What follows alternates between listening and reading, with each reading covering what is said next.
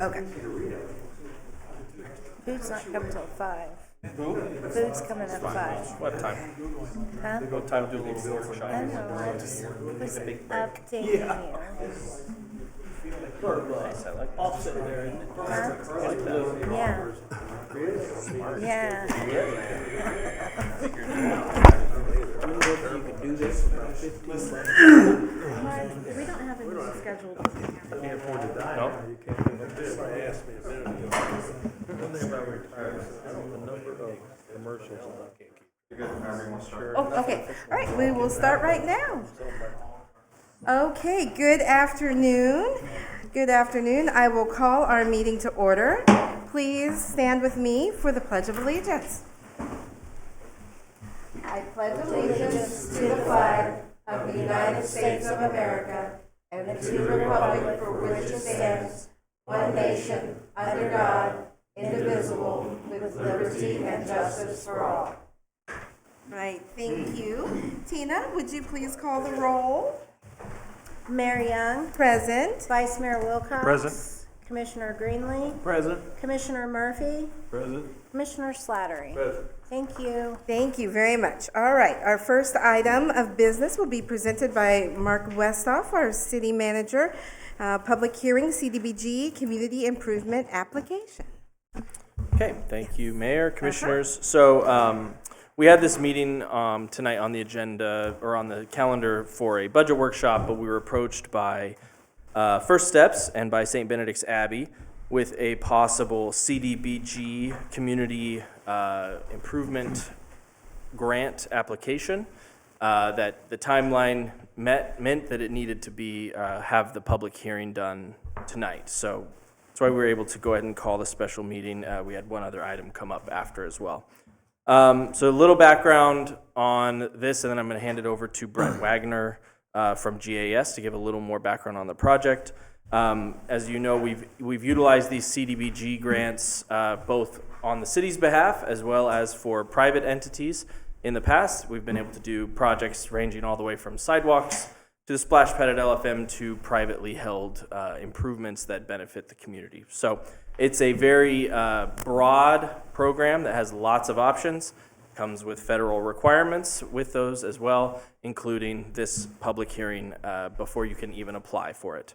I'll let Brett talk a little bit about this side. We did receive an initial note from the Department of Commerce that because we have a current CDBG project that is open and on a time extension, which is the one at 526 Commercial we've talked about extensively in the past, that they were going to say we were not eligible to apply.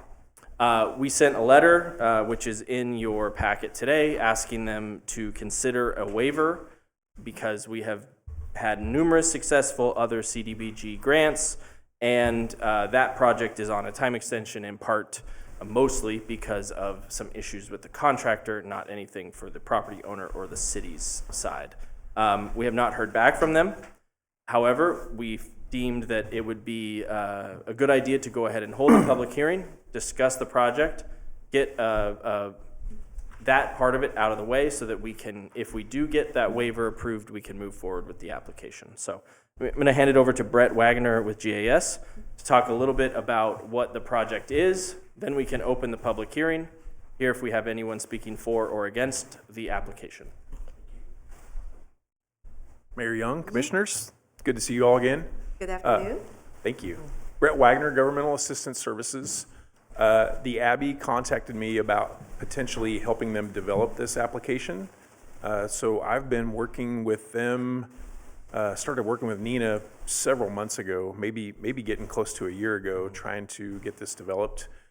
In the meantime, the Department of Commerce actually raised the maximum amount of money that someone would be eligible for. They changed their threshold from $5,000 to $2,500. So this project is actually eligible for a $1.5 million grant. I know you all are somewhat familiar with how this would work when the city's applying on behalf of another entity because of the project that Mark talked about, as well as the one that you did with GW Weld that was completed. There will be an interlocal agreement that will assign financial responsibility to the Abbey, so the city won't be on the hook for anything financially. That'll be prepared as part of the application documents if CDBG does give us permission to apply this year. In the event that they wouldn't allow the application this year, if they stick to their guns and say we have to wait until this other one is completed, then if that's more than 120 days away, we would have to redo this public hearing tonight. But I wanted to be here. I know most of these attendings aren't attended. People usually don't speak for them, but I wanted to be here in case any of you had developed some questions from the last time that we talked about CDBG, just to see if I can help make you comfortable with the process. You said that it's up to 1.5 million. How much is the grant that you are applying for? Are you applying for all of 1.5 million or? That is right. It would be a $1.5 million grant with a 20% minimum match, so that's $300,000. I think the Abbey recognizes that there are more improvements than that $1.8 million that they would like to do in the future. But because of the restrictions on Build America, Buy America, and the Davis-Bacon wage rate requirements, we usually encourage our clients to get as close to that magic number, the $1.8 million number. That way, anything that they do above and beyond that isn't bound by those same restrictions as long as they do it outside of the CDBG scope of the project. Okay, and so that's 1.8. 1.8 total with a $1.5 million grant and then $300,000 from the applicant. Okay. And the general project is sort of a phase 2 for the childcare It facility. is. This would north be not a new building, but the rehabilitation of a building that's on campus, basically across the parking lot. I don't know if you all have met Dwight Stevenson from the Abbey. Yes. It's basically a rehab of a building that's sitting there to be repurposed for daycare. I keep saying daycare. It's childcare. This would be for the main floor of the building. They do want to do some improvements to the basement of the building, but the way we've structured the public hearing notice and the way we'll structure the budget is that they will do basement improvements if funding allows. So again, when the bids come back in and we see what it's actually going to cost to do it, we'll make that decision then. Which building specifically is it? It's what's called what we call the Oak Building. That's holdover name from, That was a residence hall? it was a residence hall, yeah. So it's right next to the water. The old cafeteria building is the one that's already open, and this one sits south. So it's the one that had been used as a homestead co-op. It was most recently used by the Pregnancy Resource Center. They just moved the building next to the current. But to meet all the regulations, the walls and things that need to be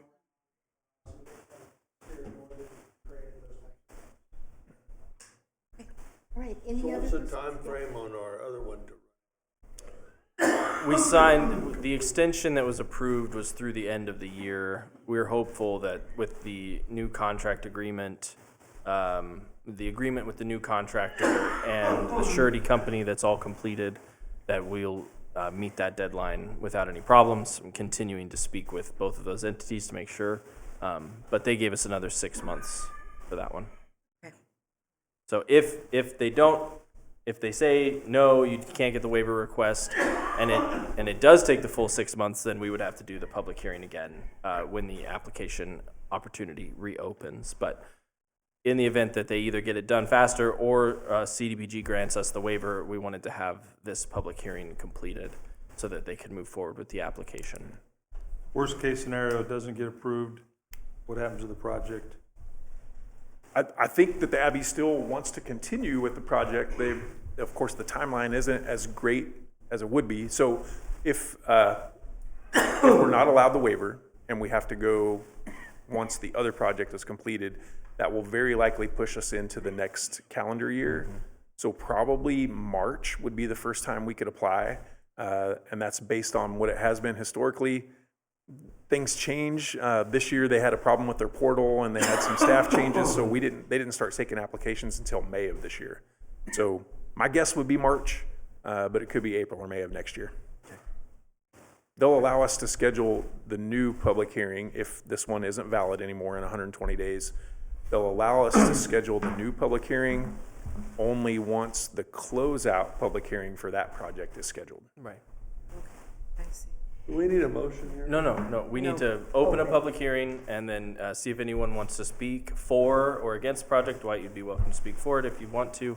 And then close the public hearing, and That's it. You don't have to do any vote or anything today, just hold the public hearing. We'll do the application documents after we get notice from Commerce whether they accepted the waiver or not. I figured it would be easier. I'm going to be here on July 6th for the next meeting for the closeout hearing for LFM Park, so we'll just put those on the agenda that night if we're allowed to. Okay, all right, very good. And then I assume you have letters of recommendation already lined up, or is that something that you will do after the waiver process has been completed? We have started that process with letters of recommendation, but we kind of put it on hold once we submitted the pre-application and they told us to stop. Okay. But we didn't really stop. We're still going. Okay, all right, that's great. Any other questions, gentlemen? Okay, if not, we will open the public hearing at 3:40.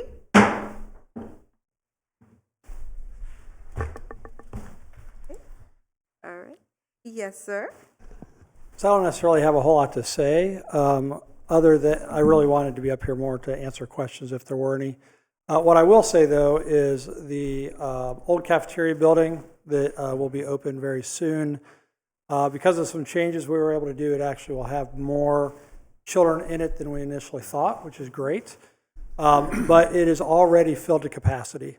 So the waiting list that First Steps has, I think there are 6 or 7 infant spaces open, but every other level of children is full.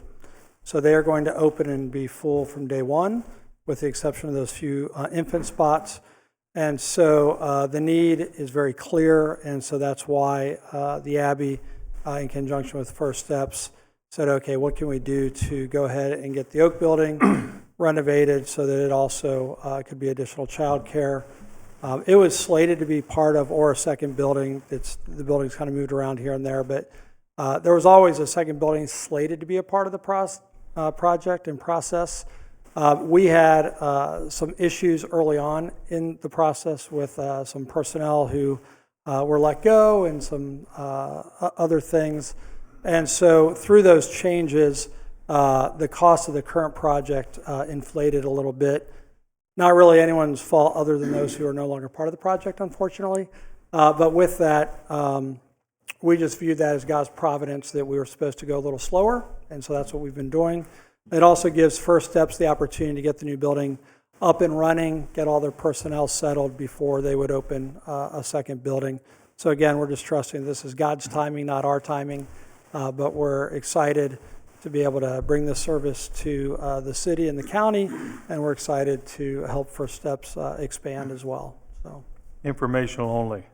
Who's First Steps? so First Steps Childcare, they're currently down on Main Street, and their operators are Nina and Kathy. It's Kathy Harris and Nina Ostertag. So, And they're just going to relocate to this building? so please confidentially. Off the record? This is a public hearing. Okay, so, Nothing off the record. so they currently are operating 2 buildings. You don't have to answer. They're operating 2 buildings. So, long story short. Microphone's on. Yeah. How many spaces, could you refresh our memory on how many spaces you have thus far? Yeah, so it's been a while since I've looked at the licensing agreement, right? But I believe the current location, when it opens, has about 140, 160, somewhere in that ballpark. The Oak Building would have an additional, I believe, somewhere between 60 to 100, depending on how we kind of slice and dice it with the different age groups. And a big part of that is different age groups have different requirements as far as number of caregivers to number of children, right? And so that's what that difference is. And you have a wait list even with those slots? They do, yeah, they have a wait list even with those slots, that's right. Okay. Sure identified a need. Absolutely, no, it's a huge need. So, All right. Thank you. Okay, Welcome. anything else? Nope. nothing Okay. else for me unless folks have questions. If this goes well, would you start an elder care? Well, I don't think it's a secret that we actually have plans. We're just waiting for the right partners to eventually build a senior village that would be from independent living all the way through memory care and hospice. So that is a goal for the property that the Abbey owns long term. So That's, you might have been joking, but yes, it's on our radar. Semi-serious. That's encouraging. all right, anything else? Anyone else? If not, we will close the public hearing at 3:44. Public hearing is Thank you. closed. All right. Next on the agenda, special event permit, the 250th America Celebration, presented by our city manager, Mark Westhoff.